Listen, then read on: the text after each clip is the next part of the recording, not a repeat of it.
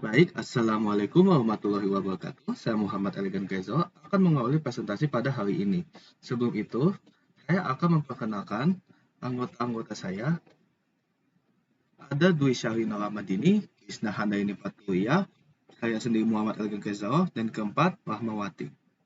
Materi pada hari ini ada pengertian pendekatan, pengertian konseling, pendekatan konseling, konseling eklektif, konseling direktif, dan konseling non-direktif.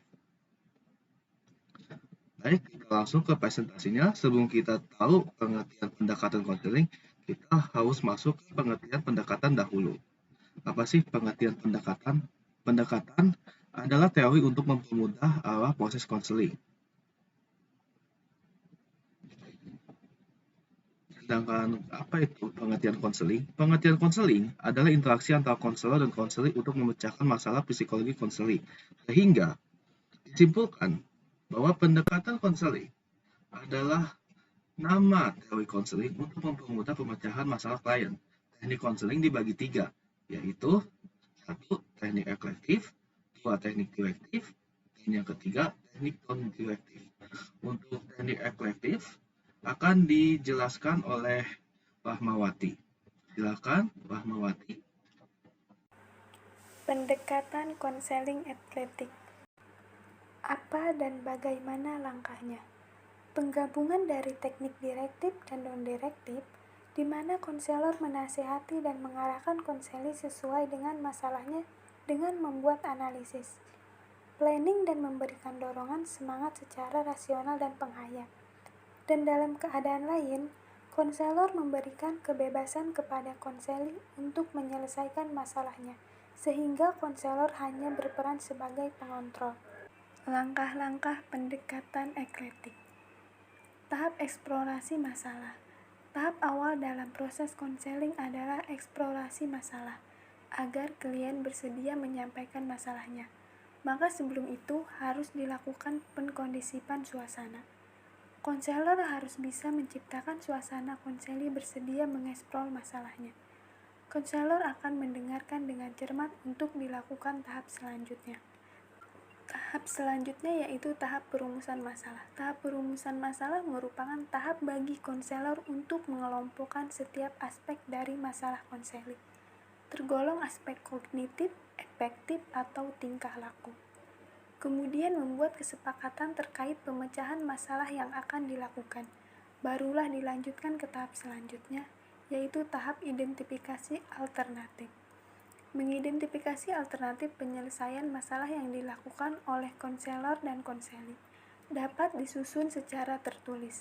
Kemudian konseli diberi kebebasan dalam memilih alternatif yang akan dilakukan tanpa ada keterlibatan konselor. Tahap selanjutnya, tahap perencanaan.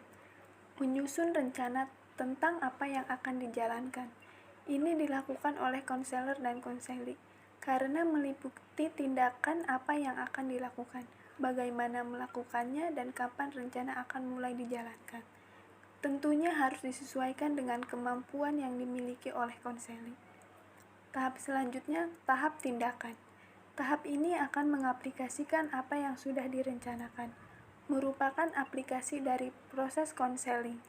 Konseli akan memulai tindakan sesuai yang telah direncanakan sebelumnya bersama konselor. Tahap selanjutnya, tahap penilaian atau umpan balik. Akhir tahapan dari konseling ini adalah penilaian konselor terhadap tindakan konseli selama proses penyelesaian masalah.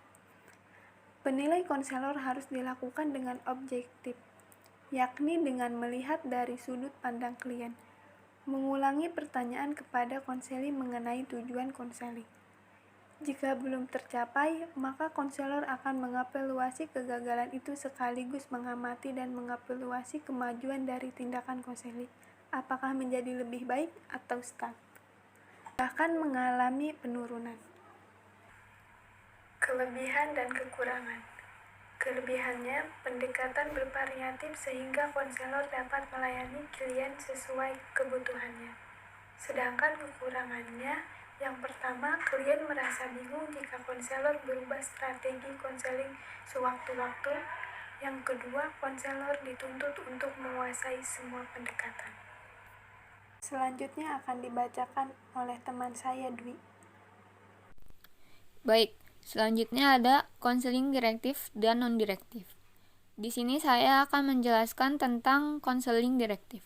Konseling direktif itu konseling yang dimana peran konselor lebih dominan daripada peran klien.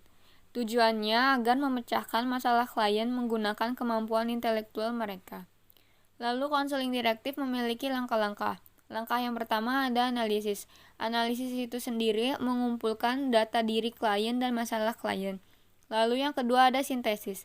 Sintesis itu menganalisis data yang sudah dikumpulkan. Lalu ada diagnosis. Diagnosis sendiri merumuskan kesimpulan masalah klien. Lalu ada prognosis. Prognosis itu rangkaian hasil yang dicapai klien selama konseling. Lalu ada treatment. Treatment sendiri itu pemberian bantuan kepada klien. Lalu yang terakhir ada follow up. Follow up itu menentukan efektivitas konseling yang sudah dilakukan. Konseling direktif itu memiliki kelebihan dan kekurangan. Kelebihannya ada waktu yang dibutuhkan lebih singkat, data lebih lengkap, solusi dari konselor digunakan sebagai dasar pemikiran klien dalam memecahkan masalahnya. Lalu yang terakhir ada cocok digunakan pada klien yang kurang berpendidikan. Kekurangannya itu ada meragukan kemampuan klien untuk memecahkan masalahnya sendiri. Lalu yang terakhir ada tidak efektif untuk klien dengan masalah emosional yang mendalam. Untuk masalah konseling non-direktif akan dijelaskan oleh teman saya, Krisna. Konseling non-direktif, perawatan psikis dengan berdialog antara konselor dengan konseli agar tercapai gambaran yang serasi antara ideal self atau diri ideal klien dengan actual self atau diri sebenarnya klien. Nah, teman-teman, ideal self ini maksudnya tuh adalah kondisi seseorang ingin melihat dirinya seperti apa yang diinginkannya. Sedangkan actual self maksudnya adalah kondisi seseorang pada realitanya saat ini. Berarti si klien ini tuh sebenarnya sedang mengalami suatu masalah, teman-teman, dan ingin keluar dari masalah tersebut dan menjadi apa yang diinginkannya. Jadi, konseling non-direktif ini tujuannya supaya mendapat kondisi ideal self dan actual self yang serasi. Selanjutnya, ada ciri-ciri konseling non-direktif. Yang pertama, konselor hanya sebagai pendorong. Di sini, konselor seperti memancing pembicaraan klien dan membuat suasana menjadi tenang dan nyaman. Yang kedua, klien aktif mengungkapkan dan mencari pemecahan masalah.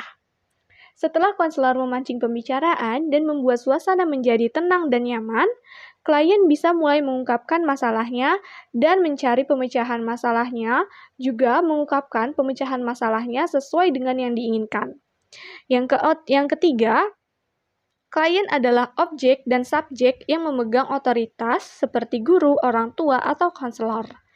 Klien di sini harus taat dengan apa yang digariskan pemegang otoritas tersebut. Yang keempat, pemegang otoritas adalah orang yang paling tahu segala hal, ia yang memberi jalan kepada klien. Setelah klien menyampaikan masalahnya dan pemecahan masalahnya, tugas pemegang otoritas adalah memberikan jalan kepada klien, seperti saran dan masukan, supaya berjalan dengan lancar proses konseling non-direktif ini. Konseling non-direktif menggambarkan bahwa proses konseling berpusat kepada klien bukan konselor. Jadi, teman-teman, seperti itu penjelasannya. Terima kasih atas perhatiannya. Jika ada pertanyaan, boleh tanyakan. Mohon maaf jika ada salah dan kata. Akhir kata, wassalamualaikum warahmatullahi wabarakatuh. Selamat pagi.